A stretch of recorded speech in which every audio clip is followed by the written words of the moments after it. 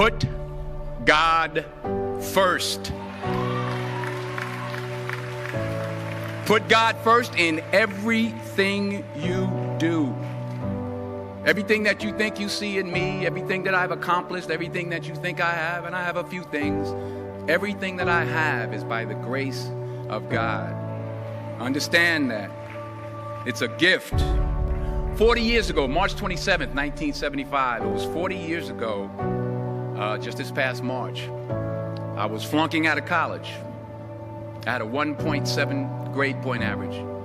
I hope none of you can relate. I had a 1.7 grade point average. I was sitting in my mother's beauty shop. They still call it beauty shops now? What they call it now? Yeah, I'll sit in the beauty parlor.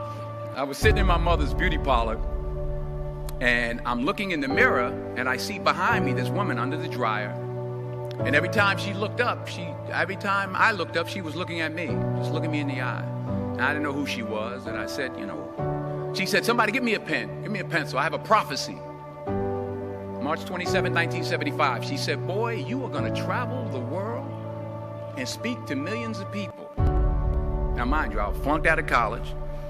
I'm thinking about joining the Army. I didn't know what I was going to do, and she's telling me I'm going to travel the world and speak to millions of people.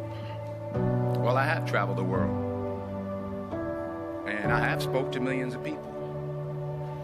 But that's not the most important thing, the success that I had. The most important thing is that what she taught me and what she told me that day has stayed with me since. I've been protected. I've been directed. I've been corrected. I've kept God in my life, and it's kept me humble. I didn't always stick with him, but he always stuck with me. So stick with him in everything you do. If you think you want to do what you think I've done, then do what I've done and stick with God. Number 2, fail big. That's right. Fail big. Today's the beginning of the rest of your life, and it can be very frightening. It's a new world out there. It's a mean world out there, and you only live once. So do what you feel passionate about. Take chances professionally. Don't be afraid to fail. There's an old IQ test, was 9 dots, and you had to draw 5 lines with a pencil within these 9 dots without lifting the pencil. The only way to do it was to go outside the box. So don't be afraid to go outside the box. Don't be afraid to think outside the box. Don't be afraid to fail big, to dream big. But remember, dreams without goals are just dreams, and they ultimately fuel disappointment. So have dreams, but have goals. Life goals, yearly goals, monthly goals, daily goals. I try to give myself a goal every day. Sometimes it's just to not curse somebody out. Simple goals, but have goals. And understand that to achieve these goals, you must apply discipline and consistency. In order to achieve your goals, you must apply discipline, which you've already done, and consistency every day, not just on Tuesday and miss a few days. You have to work at it every day. You have to plan every day. You've heard the saying, we don't plan to fail, we fail to plan. Hard work works. Working really hard is what successful people do. And in this text, tweet, twerk world that you've grown up in, remember, just because you're doing a lot more doesn't mean you're getting a lot more done. Remember that. Just because you're doing a lot more doesn't mean you're getting a lot more done. Don't confuse movement with progress. My mother told me, she said, yeah, because you can run in place all the time and never get anywhere. So continue to strive, continue to have goals, continue to progress. Number 3, you'll never see a U-Haul behind a hearse. I'll say it again. You'll never see a U-Haul behind a hearse. I don't care how much money you make, you can't take it with you. And it's not how much you have. It's what you do with what you have.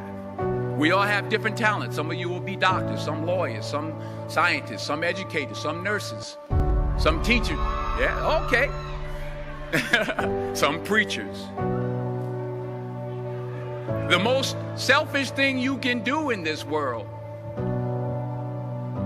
is help someone else. Why is it selfish? Because the gratification, the goodness that comes to you, the good feeling that I get from helping others, nothing's better than that.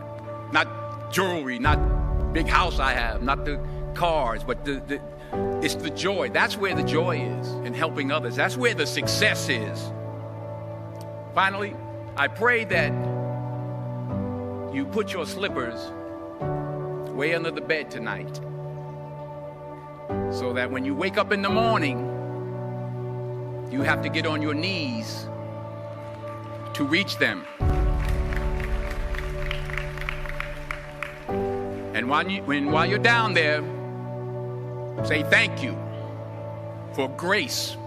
Thank you for mercy. Thank you for understanding. Thank you for wisdom. Thank you for parents. Thank you for love. Thank you for kindness. Thank you for humility. Thank you for peace. Thank you for prosperity. Say thank you in advance for what's already yours. That's how I live my life. That's why I am. One of the reasons why I am today. Say thank you in advance for what is already yours. True desire in the heart for anything good is God's proof to you, sent beforehand to indicate that it's yours already. I'll say it again.